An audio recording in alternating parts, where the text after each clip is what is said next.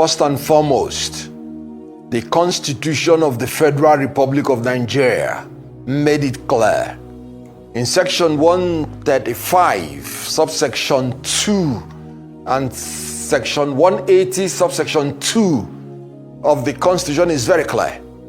The term of a president or a governor is 4 years. 4 years. The Constitution was direct. He said the president, after spending 4 years in office, vacates his office.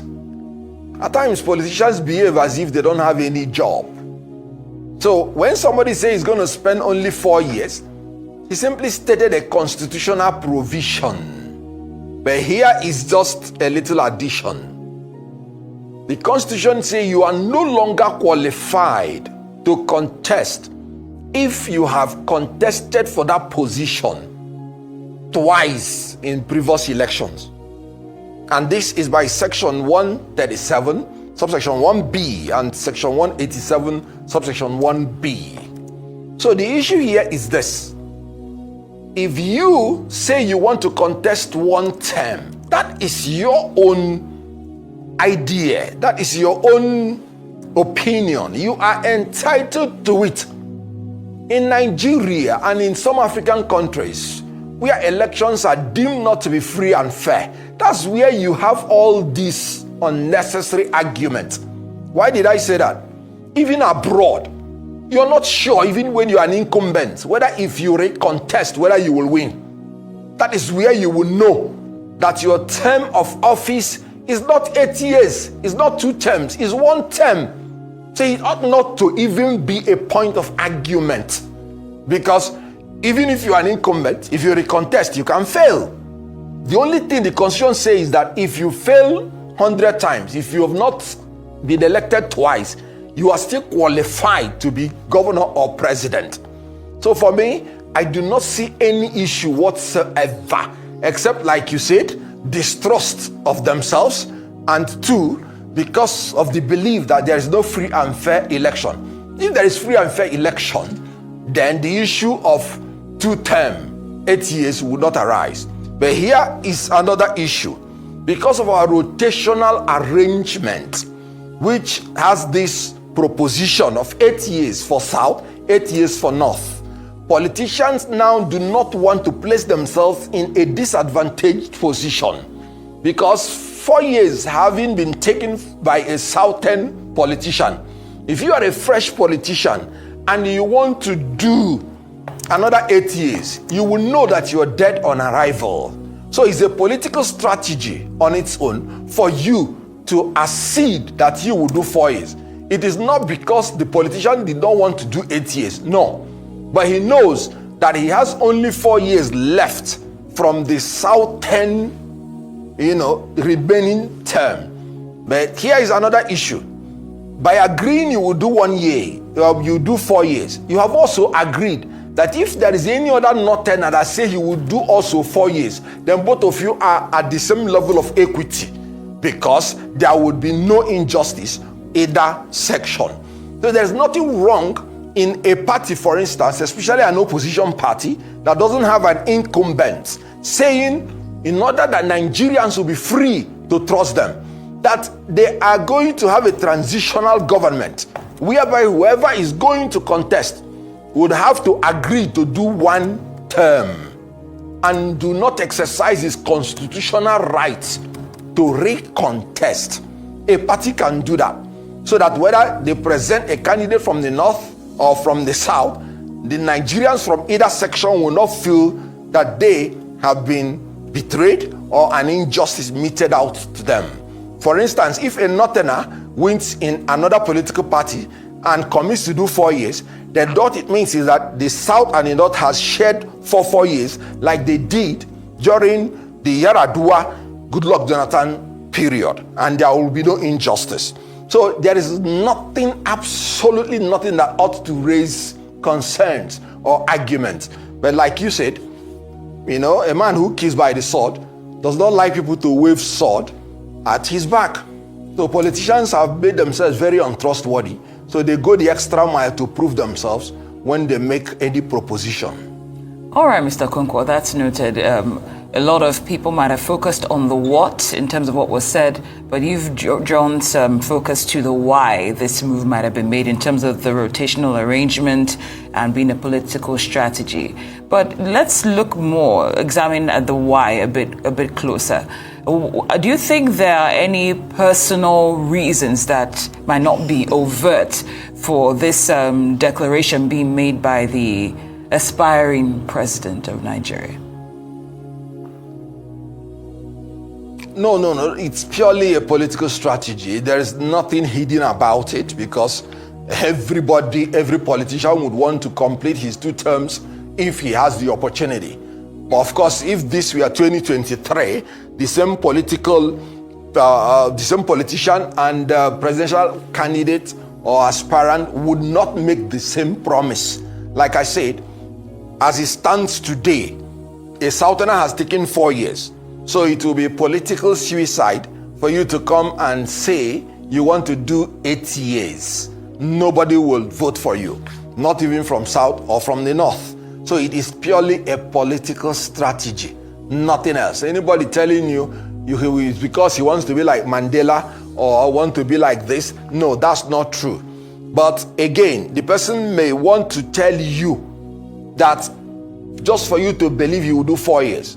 He may want to tell you that he can still achieve his basic objectives within 4 years. Just to encourage you to know that he is serious in not trying to exercise his constitutional right to recontest election. So there is nothing beyond political strategy. That's what it is. All right, some political scientists will usually say that we missed a major turning point in our nascent democracy, whereby we did not see through that particular law or that particular policy that would have become law, whereby it would have been 1 year, 6 years. Do you think Nigeria would have been better off if we had decided to go down that road than trying to do 2 terms or maybe of 8 years?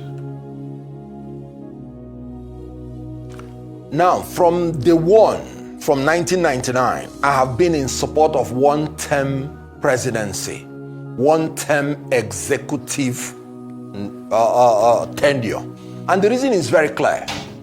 The issue of 2 terms have introduced a whole lot of politicization of Nigeria, which leads to division and balkanization, which leads to the elites manipulating the followership with religious and ethnic bigotry that is non-existent amongst them. The reason is this: all this issue of whether the president should appoint the INEC chairman will disappear on its own when you have 1-term presidency, because no president will now be able to appoint any INEC chairman that will supervise his own election. If you do 8 years of 2 terms, you don't have 2 years for yourself as a president, because you will use it politicking. So eventually, you will spend state resources, you will spend state time, you will spend the bureaucracy of state for politics. 1-term presidency will first and foremost secure the issue of rotation between North and South, and you can now make it constitutional and it will not be breached because you just have 1 term.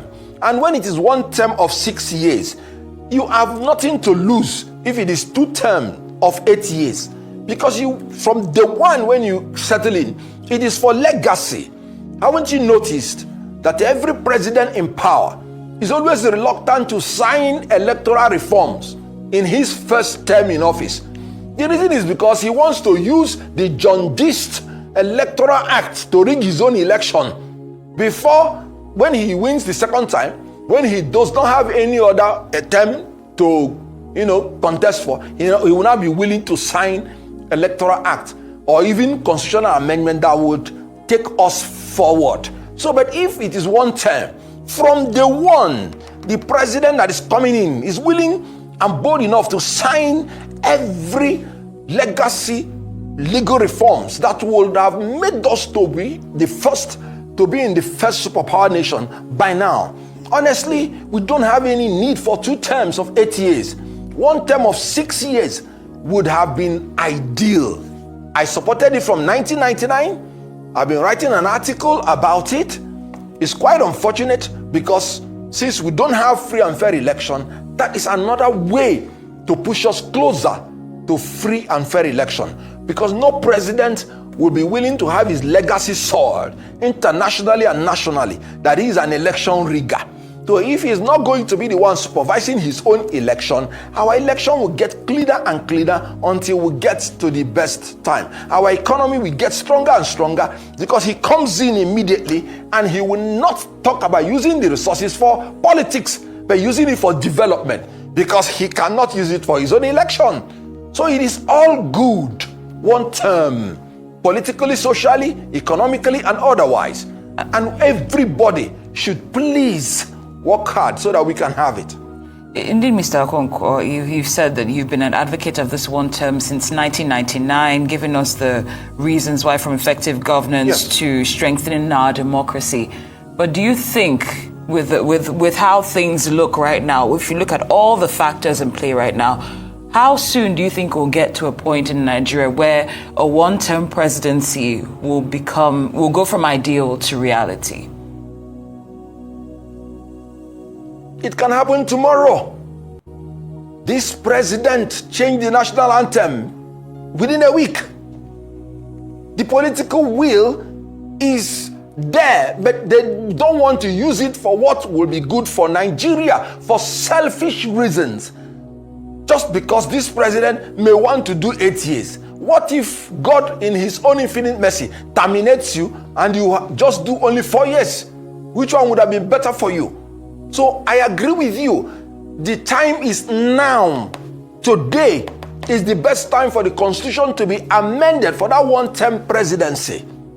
And Nigeria should be willing to make any sacrifice to accommodate that 1-term presidency. So it is purely, a political mess that the National Assembly, every session, they will say constitutional amendments.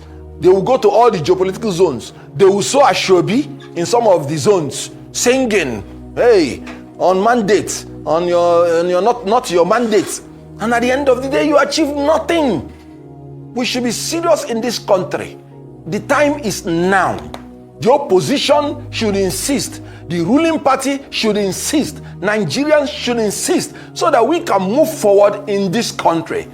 It is lack of interest, lack of intention, lack of desire to do it. Because this president is completely in charge of the National Assembly. He's completely in charge of majority of the states. Anything he wants done can be done. But he is very, very, very bold, very, very audacious in taking wrong decisions. But the right ones, unfortunately, sorry. All right. The incompetence and corruption of this government is what is hindering them. I want to say many thanks to you, Barrister Kenneth Okonkwo.